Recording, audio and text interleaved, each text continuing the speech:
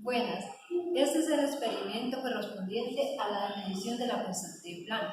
Nuestro equipo está conformado por Valentina García Parra, Jefferson Steele, Marín Osa y mi persona, Daniela Santía.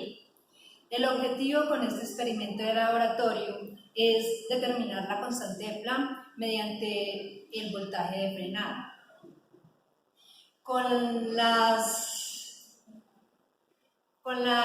Con el efecto fotoeléctrico y sus ecuaciones de Einstein vamos a hallar la constante de Planck.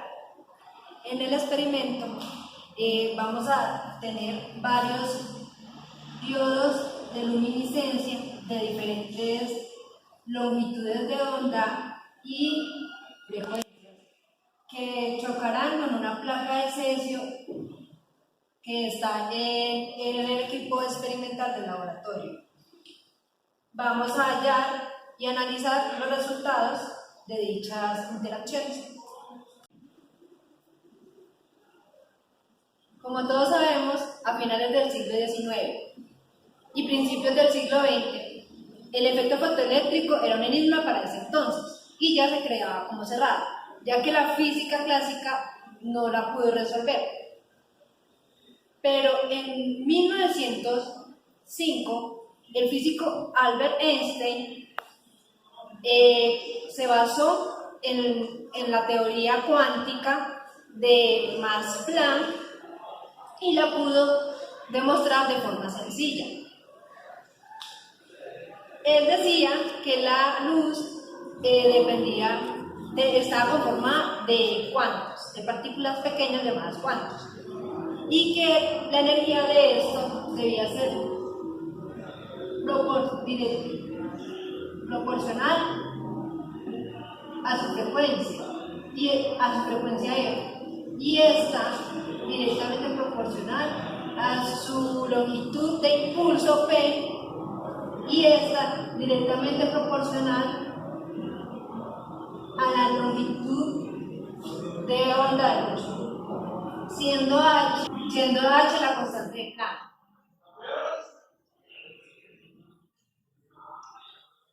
Un cuarto de acción.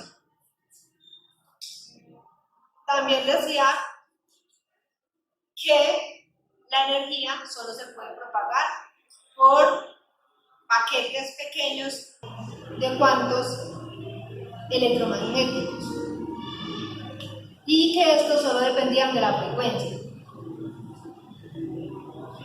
La constante de Planck es una constante natural exactamente igual a joules por segundo.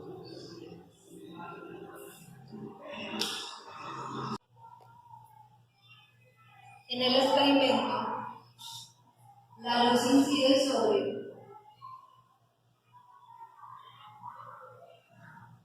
el cátodo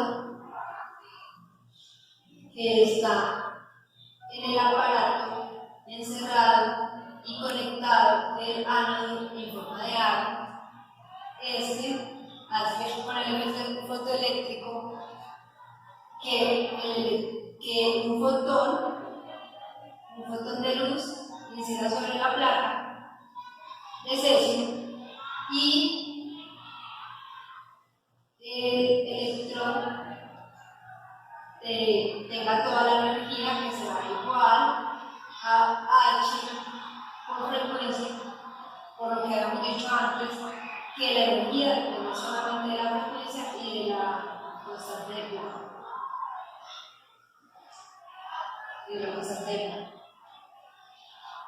Dicha energía queda una para desprender el electrón en energía cinética, que es igual a h por F menos W, que es el trabajo. El trabajo de extracción depende de que está hecho el material del cátodo. Para el cesio es de 2,14 electronvolts a una temperatura de 0 Kelvin. y de 2, aproximadamente 2 electronvoltios a una temperatura ambiente.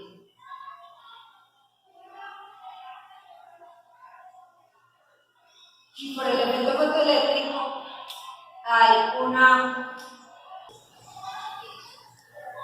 constante paso de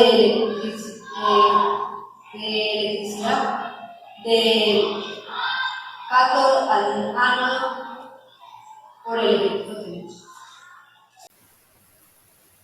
Bueno, yo les voy a hablar sobre los materiales que se utilizaron en esta práctica, empezando por el más importante y el principal, que es el aparato de la constante de Planck.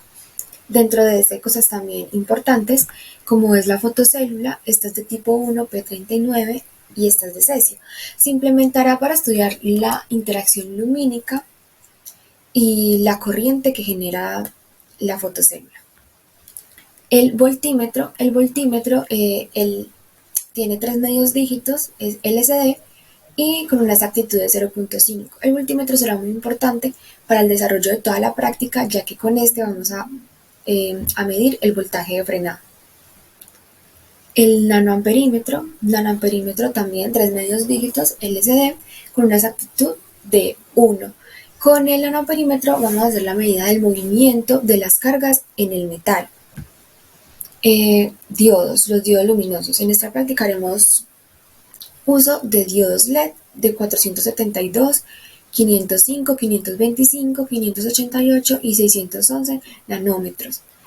Y esta es la perilla donde vamos a variar la intensidad. Nuestros datos conocidos a la hora de realizar el experimento se encontraban entre la longitud de onda de cada uno de los diodos lumínicos y la corriente que estas longitudes de onda generaban en la placa de cesio ubicada dentro del velo negro. Lo que hacíamos nosotros era básicamente utilizar estas placas de cesio para medir la corriente dentro del nanoamperímetro ubicado dentro del dispositivo.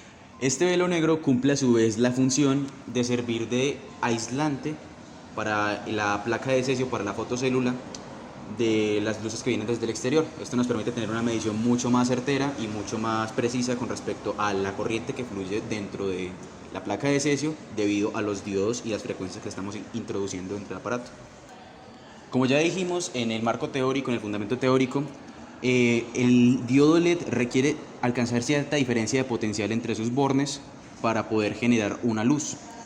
Esta energía desprendida por la luz, este potencial, es equivalente a la energía de la luz desprendida por el diodo.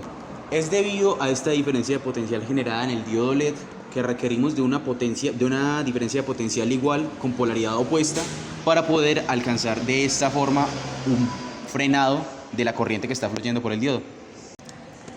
Es debido a esta diferencia de potencial y al frenado de los electrones en la placa que va a este voltaje requerido en polaridad contraria para frenar el flujo de corriente, le llamaremos voltaje frenado. Bueno, en el dispositivo lo que se tuvo que hacer es, ya a medida que se iba habiendo un flujo de corriente debido a la frecuencia que golpeaba contra la placa de cesio, entonces necesitábamos ir aumentando un voltaje con polaridad contraria al del diodo que iba frenando el nanoamperímetro. Por tanto, debíamos llevar el nanoamperímetro a una corriente de 0 nanoamperios. Método para la determinación de la constante de Planck. Bueno, ¿para qué sirvió todo este procedimiento de medir los voltajes de frenado? Resulta que las ecuaciones de Einstein que describen el efecto fotoeléctrico nos describen que la energía total del fotón es equivalente a la frecuencia de la onda lumínica que está entrando a la placa multiplicada por la constante de Planck. Bueno, también la energía total de la onda lumínica es equivalente a la energía cinética multiplicada por su energía potencial. Bueno, esta energía cinética va a ser equivalente a la carga del electrón multiplicada por el voltaje necesario para frenar esta carga. Y nuestra energía potencial, en este caso, va a ser el trabajo necesario para arrancar este electrón de la placa de cesio.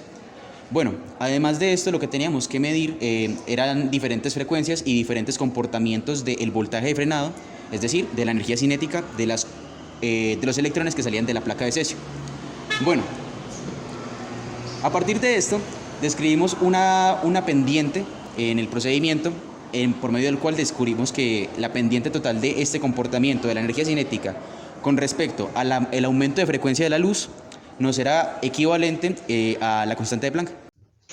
Bueno, vamos a proceder a hacer el análisis gráfico de todas las medidas que encontramos en el laboratorio. Vamos a comenzar con el diagrama de dispersión para la medición de la constante de Planck. Como podemos ver, tenemos un gráfico que demuestra la energía cinética de la corriente en función de la frecuencia de la onda. Para este caso utilizamos todos los diodos que arrancan desde 611 nanómetros hasta 472 nanómetros. Como podemos ver, calculamos las frecuencias correspondientes a cada una de estas longitudes de onda y con esto encontramos este diagrama de dispersión. La línea de tendencia que marca el diagrama de dispersión tiene una pendiente equivalente a la constante de Planck, que para nuestro caso marcó 7 a la menos 34, en este caso serían joules por segundo. Bueno, la medición de las incertidumbres. Bueno, cierto.